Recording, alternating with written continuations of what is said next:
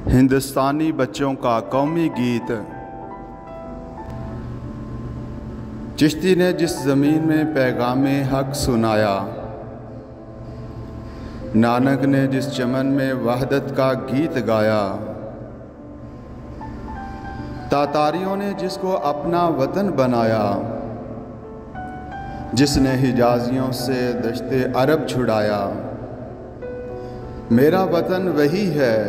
मेरा वतन वही है। यूनानियों को जिसने हैरान कर दिया था, सारे जहां को जिसने इल्म हुनर दिया था, मट्टी को जिसकी हक ने ज़र का असर दिया था,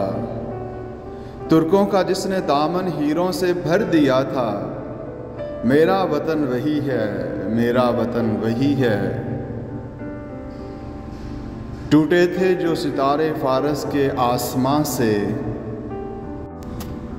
फिर ताब दे के जिसने चमकाए कहकशां से, वहदत की लय सुनी थी दुनिया ने जिस मकान से, मेरे अरब को आई ठंडी हवा जहां से, मेरा वतन वही है, मेरा वतन वही है। बंदे कलीम जिसके बरबत जहां के सीना, नूह नबी का आकर ठहरा जहां सफीना, रिफत है जिस ज़मी की बामे फलक का जीना,